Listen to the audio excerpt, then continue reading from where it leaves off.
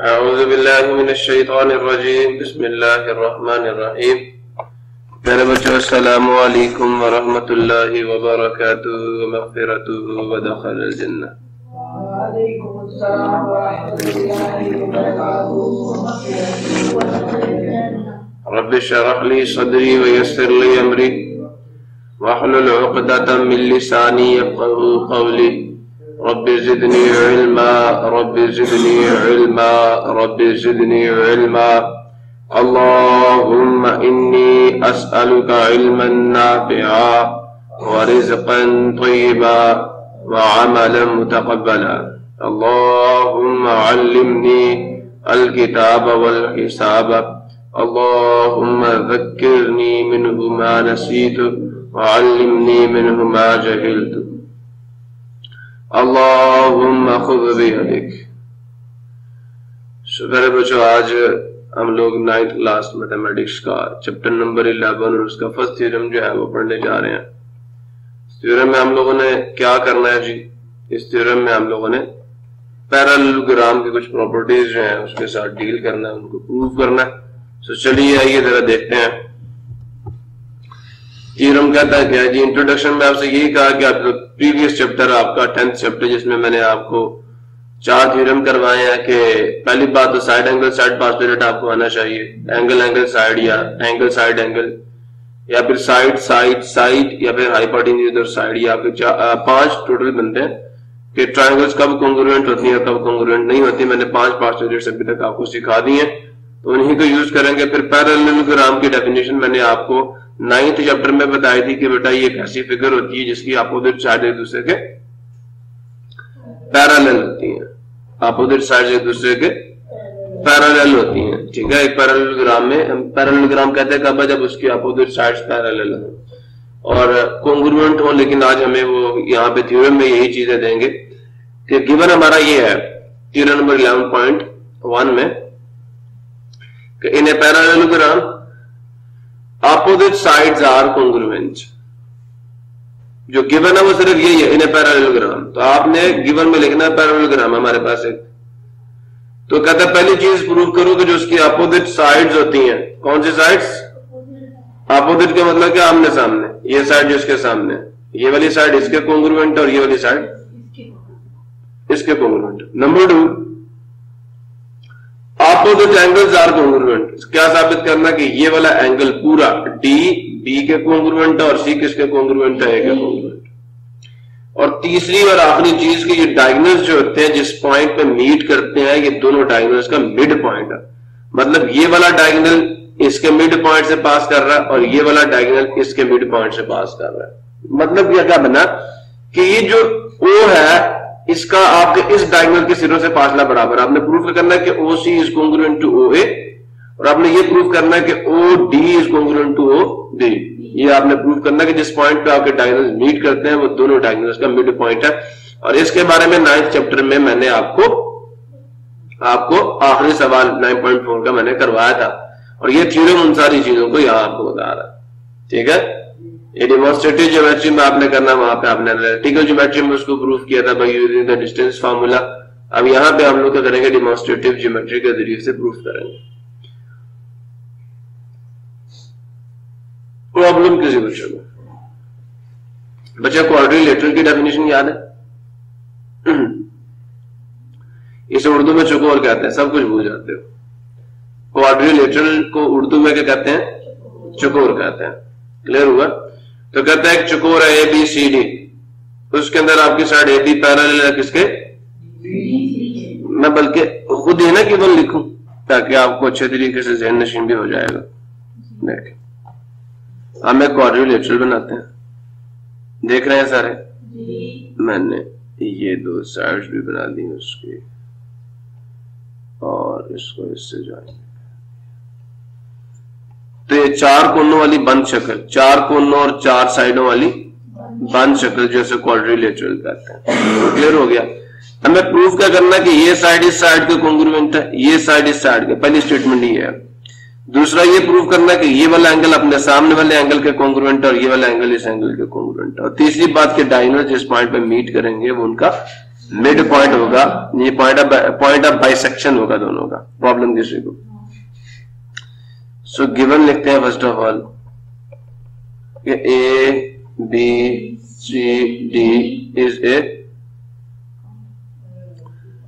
A quadrilateral such that, अब कुछ इसकी प्रॉपर्टीज हम यहां पे मेंशन करेंगे।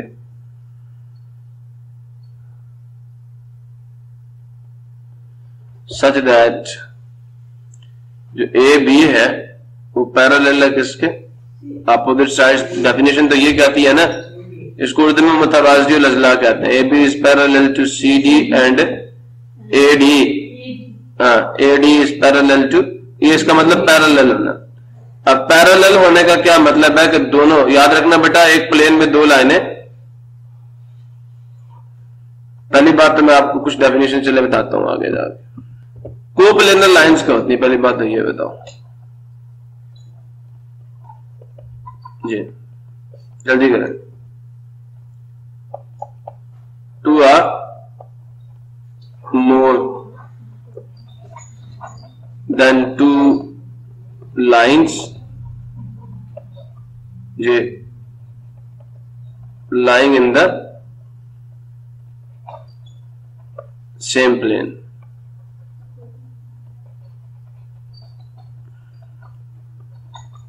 Are called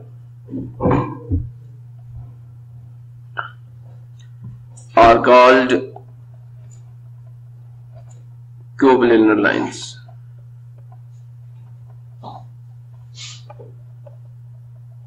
प्रॉब्लम किसी, आगे दो लाइनें मैं आपके सामने ड्रॉ कर रहा हूं। ये दोनों आपकी स्क्रीन के ऊपर ही है ना, आपकी स्क्रीन एक सरफेस है, ये भी एक लाइन में ड्रॉ कर रहा हूं। तो ये तीन लाइनें आप देख रहे हैं, line L, line M, line small B. ये तीनों लाइनें किस पे, एक प्लेन पे, एक सरफेस पे, ऐसा ही है ना, इन्हें कहते हैं कोप्लेनर लाइंस। अब एक लाइन आपके यहां पे है, आपकी स्क्रीन के ऊपर है, और एक लाइन में यहां हवा में बना दूं, सुन रहे, इधर बना दूं, तो क्या ये लाइन आपकी स्क्रीन के ऊपर होगी, मैं यहां पे ड्रॉ करूंगा? नहीं होगी ना, तो ये उनकी कोप्लेनर लाइन नहीं होगी। आपके प्लेन के ऊपर, आपकी शीट के ऊपर, जिसके ऊपर आप चीजें प्लॉट कर रहे हैं, ड्रॉ कर रहे हैं, उसके ऊपर जो लाइन होगी वो आपकी coplanar line with L, M and P होगी। प्रॉब्लम किसी को? अब बेटा जी पैरेलल लाइंस क्या होती हैं और नॉन पैरेलल लाइंस क्या होती हैं?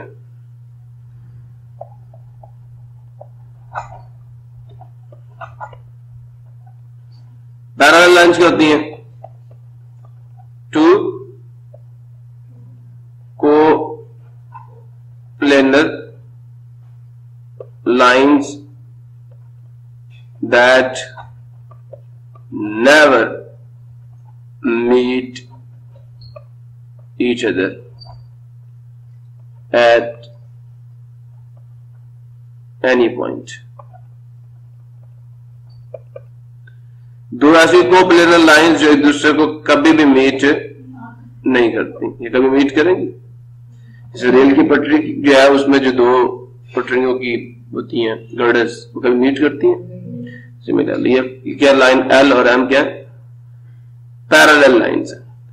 लेकिन अगर एक मैं लाइन यहां पे यूं ड्रॉ कर दूं और एक यूं ड्रॉ कर दूं, अब ये मीट कर गई है ना, तो they are not parallel.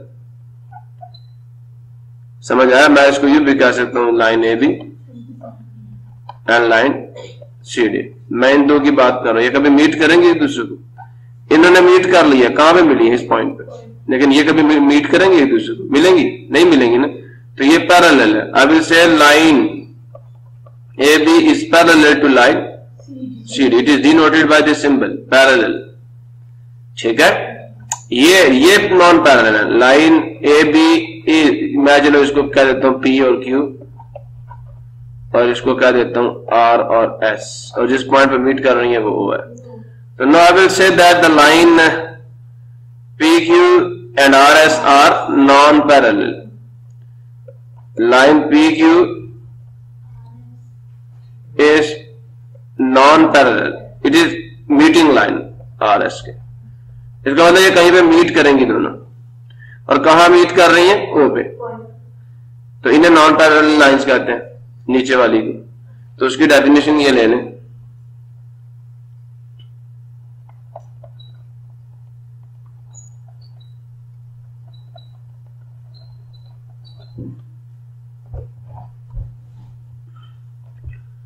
Non parallel lines क्या कहेंगे? टू को प्लेनर, एक ही प्लेन में होनी चाहिए। Lines are said to be non-parallel if they each other at a single point। ठीक है जी। If they do not meet each other at a single point, they are parallel। अगर meet कर जाए तो they are non-parallel। अब ये जो दो लाइनें मैंने आपके सामने ड्रॉ की हैं, स्मॉल आर और स्मॉल एस, ये कहां मीट कर रही है? पॉइंट पे मीट कर रही है, तो ये non parallel. Line R is non parallel to line S.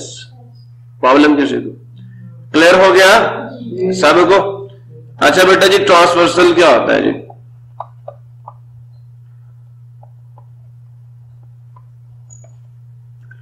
आपकी दो पैरेलल लाइंस हैं,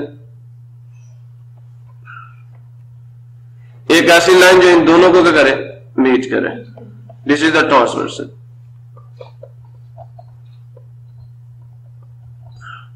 A line that meets two parallel lines at two different points। लिख लोगे? A line that क्या meets or crosses or intersects two parallel lines। इन दो लाइनों का मतलब पैरेलल, ठीक है, at two different points।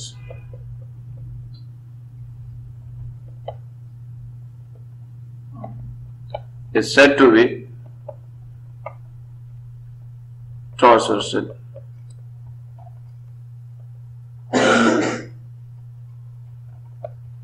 Problem किसी को क्लियर हुआ? अब बेटा जब ट्रांसवर्सल मीट करता है दो पैरेलल लाइंस को, तो इस तरह एंगल्स जो वजूद में आते हैं उनके बहुत सारे नाम है। गौर से सुनना, वो एंगल्स जो यहां बनते हैं, यहां अंदर ये एक एंगल ये बना, एक एंगल ये बना, एक एंगल ये बना, एक एंगल ये बना। कुछ एंगल्स क्या बनते हैं? आउटसाइड बनते हैं। समझ आया? दो पैरेलल लाइंस को ट्रांसवर्सल के मीट करने से एंगल्स के दो सेट्स वजूद में आते हैं और उनकी डिफरेंट कैटेगरीज हैं। जो पहली कैटेगरी है वो ये कि ऐसे एंगल्स, ठीक है, दो angles which are formed by the intersection of a transversal and two parallel lines. याद रखना ऐसे एंगल्स, पहली बात याद रखना, जो इंटीरियर हो। अब बेटा कुछ टाइप्स एंगल्स की जो भी हमने अंडरस्टैंड करनी है, ठीक है, तो वो टाइप्स क्या है जरा हम उन्हें भी देख लेते हैं। अब बेटा ये जो ट्रांसवर्सल है जिनको हमने नाम दिया आर का, पी का, हम ट्रांसवर्सल को एलएम का नाम दे देते हैं। बात जरा मेरी गौर से सुनिएगा। पहली बात कि हमारे पास इंटीरियर एंगल्स क्या होते हैं। जब ट्रांसवर्सल दो पैरेलल लाइंस को मीट करता है तो इंटीरियर एंगल से क्या मुराद है? तो याद रखना वो एंगल्स, एक डेफिनेशन ये है, पहली definition, angles that are lying inside the parallel lines are said to be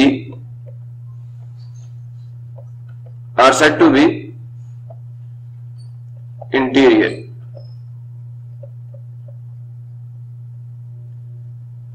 angles।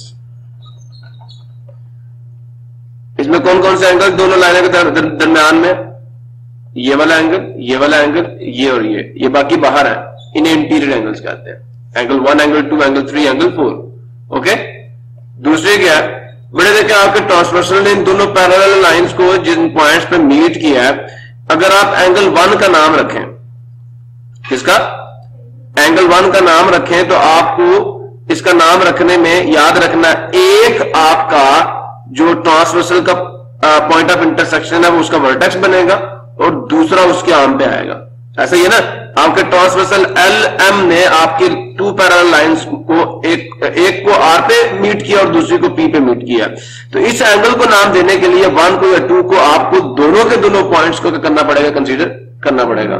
लेकिन अगर आपने इस बाहर वाले एंगल को, जिसको मैं 5, 6, 7, 8 का नाम दे देता हूं, तो देखें जरा, मैं एंगल पहले मैं बता देता हूं, पहले मैं डेफिनेशन दे दूं फिर मैं आपको एग्जांपल भी दूंगा, ठीक है? तो दो angles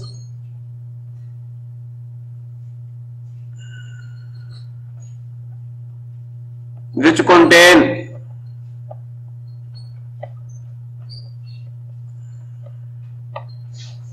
both points of intersection of what? Transversal on them are called, कौन से एंगल्स होंगे? Interior angles. उनकी मिसालें मैं एंगल 1 का नाम है। एंगल 1 क्या है? इन दो आर्म्स के दरम्यान में ना, इन दो आर्म्स के दरम्यान में ना, देखें पी आर, यही है एंगल पी आर और सॉरी बी पी, ये कर लें, या बी बी आर पी। अब जरा खुद चेक करें, इसके अंदर आर भी आर और बी भी आर है, दोनों पॉइंट्स आ रहे हैं ना, दोनों meeting points of the transversal आ रहे हैं। तो this is the interior angle. अब आप एंगल 2 की बात कर लें तो क्या आएगा? एंगल 2 की तरह ये, इसको नाम देने में क्या आएगा? A R B. आ रहे हैं दोनों पॉइंट्स या नहीं आ रहे? सिमिलरली अब एंगल 4 को नाम दे तो C P R, angle C P R. अब एंगल 4 को नाम दे तो angle D P R, D P R. Problem किसी को क्लियर हो गया? ये बेटा आपके इंटीरियर एंगल्स है। अब एक्सटीरियर एंगल्स क्या होते हैं? ये वाले एंगल्स जो बाहर लाए कर रहे हैं, बाहर, सुन रहे हैं? मैंने इसको 1, 2, 3 किसको कहा था? This is 3, this is 4, 5, 6, 7, 8। अब आप मुझे बताएं कि यहां पे ये जो 5, 6 और 7, 8 एंगल्स हैं, तो पहली डेफिनेशन तो ये है कि those angles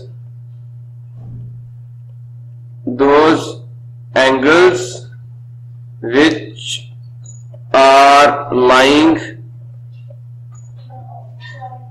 outside the parallel lines are called what? Are called exterior angles। Problem किसी को? दूसरी डेफिनेशन यह है कि दो एंगल्स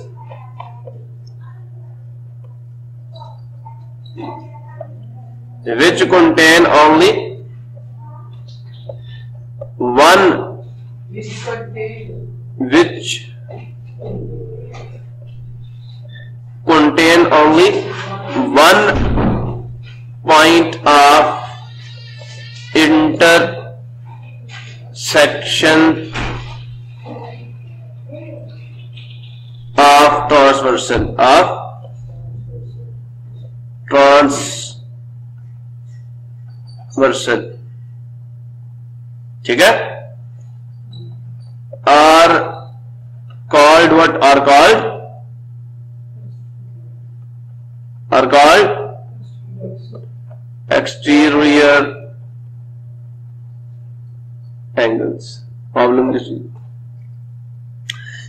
अब मुझे बताएं, अगर मैं एंगल 5 को नाम देता हूं तो उसको नाम देने में मुझे एंगल बी आर, और यहां मैंने एल एम कहा था, तो बी आर एल कहना पड़ेगा, बी आर एल। अब सिर्फ एक पॉइंट यूज हुआ है, आप एंगल 6 को नाम दे तो एंगल ए आर एल, ऐसा ही है ना इन दो आर्म्स के दरमियान में एंगल 6, ये वर्टेक्स है उसका। आप एंगल 7 को नाम दे दें, क्या आ जाएगा? एंगल डीपीएम, डीपीएम एक पॉइंट ऑफ इंटरसेक्शन। एंगल 8 को नाम दे दें एंगल सीपीएम, ये वाला एंगल।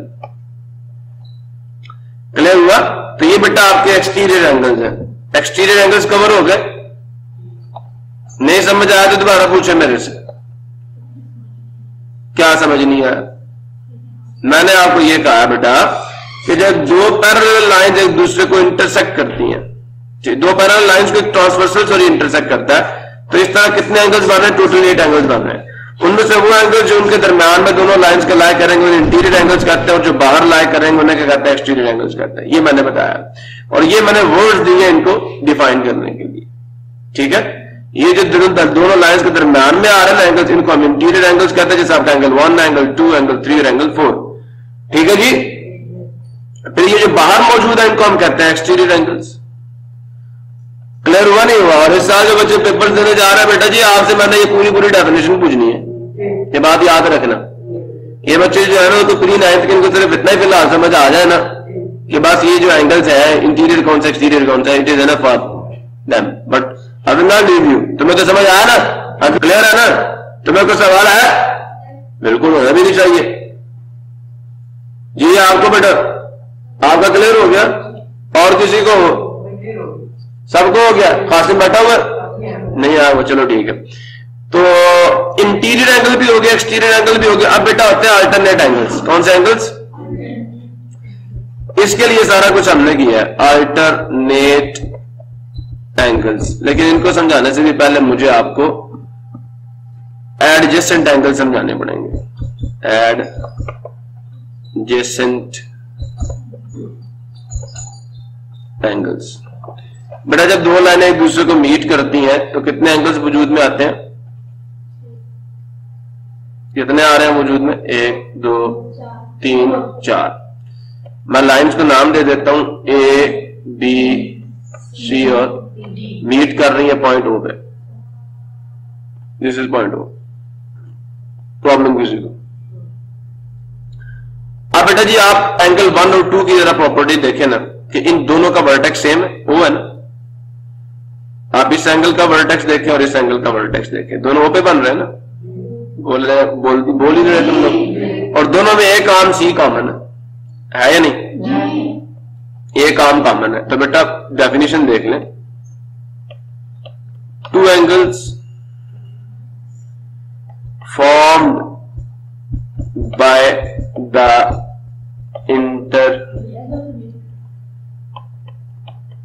ये सिंबल है इसका, two angles section of two lines.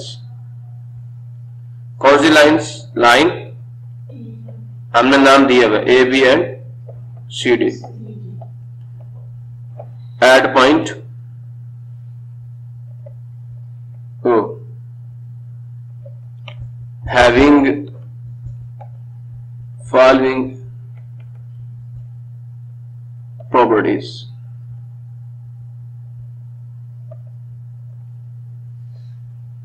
Are called, पहली प्रॉपर्टी ये बेटा बोथ हैव सेम वर्टेक्स। दोनों का वर्टेक्स करना चाहिए, both have same vertex. Number 2 क्या है जी? Both have one arm common. ठीक है, दोनों का एक आर्म कॉमन होना चाहिए वर्टेक्स का। आप एंगल 1 और 4 को देख लें, एडिशन है, वर्टेक्स सेम है ना दोनों का, और एक आर्म कॉमन है। लेकिन आप एंगल 1 और एंगल 3 को नहीं कह सकते कि ये कौन से एडजेसेंट है। इनका सिर्फ वर्टेक्स तो सेम है लेकिन आर्म्स कॉमन नहीं है, इसके अलग आर्म्स है, इसके अलग आर्म्स। प्रॉब्लम किसी को? तो आपका एंगल 1 और 3 फिर क्या होंगे? एंगल 1 और 3 वर्टिकल एंगल्स है, इनका वर्टेक्स सेम है। ठीक है, तो अभी वर्टिकल एंगल्स भी बता देता हूं आपको। Vertical angles. डेफिनेशन देख लें जी, क्या होगा जी? Two angles formed by the intersection of two lines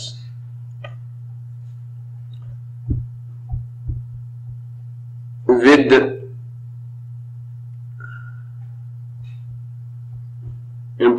formed by the intersection of two lines and having only vertex in common। इनका क्या होगा? vertex in common होगा। are called what? are called कौन से एंगल्स? एंगल्स। इसकी examples बेटा ये देख लें, 1 2 3 4। अब ये 1 वर्टेक्स किसका? 1 का और 4 का सिर्फ वर्टेक्स कॉमन है, ठीक है, बाकी आर्म्स को नहीं कॉमन। तो 1 और 4 वर्टिकल है और 2 और 3 वर्टिकल है। और याद रखना वर्टिकल एंगल्स है। और एक बात याद रखना कि बेटा ये थ्योरम है कि एंगल जो वर्टिकल एंगल्स होते हैं वो क्या होते हैं? कॉन्ग्रुएंट होते हैं। तो फिर एंगल 1 किसके कॉन्ग्रुएंट होंगे? एंगल 4 के, ठीक है, और एंगल 2 किसके? एंगल 3 के। सुन रहे नहीं सुन रहे? वर्टिकल एंगल्स कॉन्ग्रुएंट होते हैं, ये एक थ्योरम है, इसका बड़ा अच्छा प्रूफ है आपकी 8th क्लास की बुक पे। तो इसको दिमाग में बैठाइए कि जो आपके वर्टिकल एंगल्स हैं वो कॉन्ग्रुएंट होते हैं। प्रॉब्लम किसी को? क्लियर हो गया सबको जी? शाबाश। अब अगर आप यहां पे आ जाना जो मैं आपको डेफिनेशंस करवा रहा था, एक्सटीरियर एंगल हो गया, इंटीरियर। अल्टरनेट एंगल्स क्या होते हैं? बहुत से सुनना, two angles with following properties are called, कौन से जी? अल्टरनेट। और ये कहां भी होंगे? जब दो पैरेलल लाइंस को एक ट्रांसवर्सल मीट करेगा। एंगल्स नंबर 1 बेटा, बोथ एंगल्स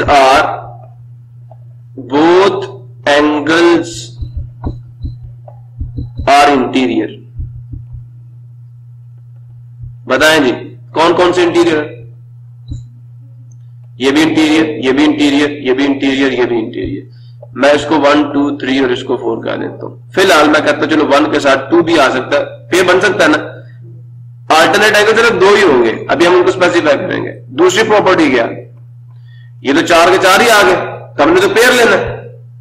तो दूसरी प्रॉपर्टी क्या बताएं? They are non adjacent. Non adjacent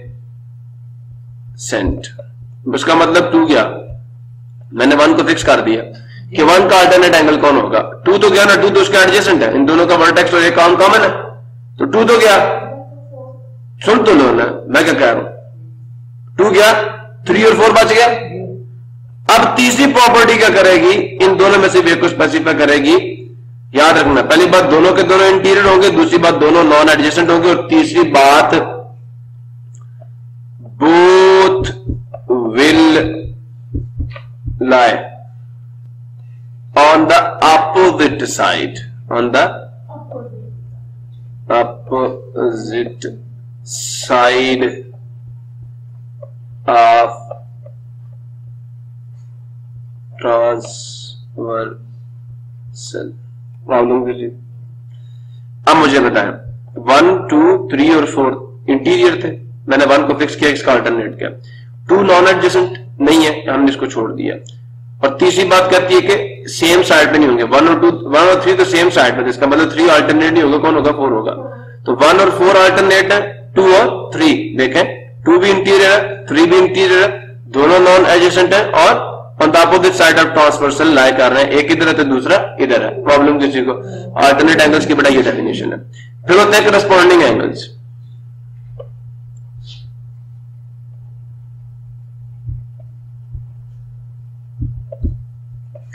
इनकी डेफिनेशन क्या है?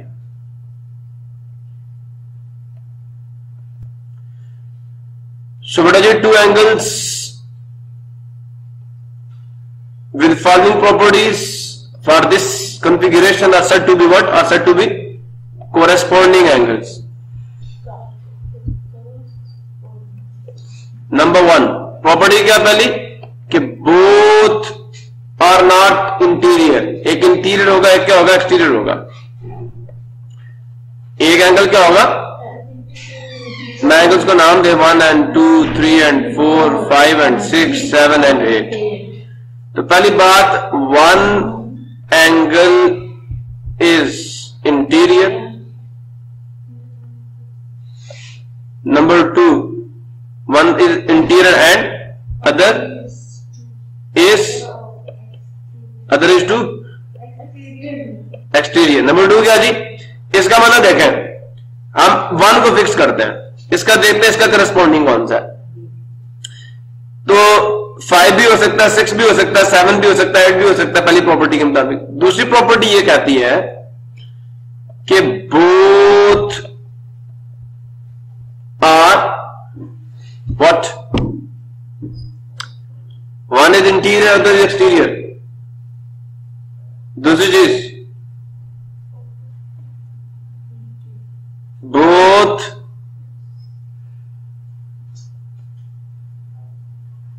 नॉन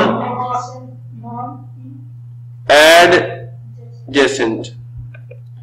प्रॉब्लम किसी दोनों के दोनों क्या? बोथ आर नॉन एडजेसेंट जी. ठीक है, अब मुझे ये बताएं, 1 और 5 हो सकते हैं, 5 तो एडजेसेंट है, उसका नहीं हो सकता. समझ आया नहीं आया? क्लियर हुआ नहीं हुआ? 1 का कोरस्पॉन्डिंग एंगल 5 से नहीं हो सकता. क्लियर हुआ नहीं हुआ? अच्छा, अब ये 6 बचा, 7 बचा, 8 बचा. क्लियर? तीसरा ये कहता है कि बोथ लाई, बोथ या both are on the same side of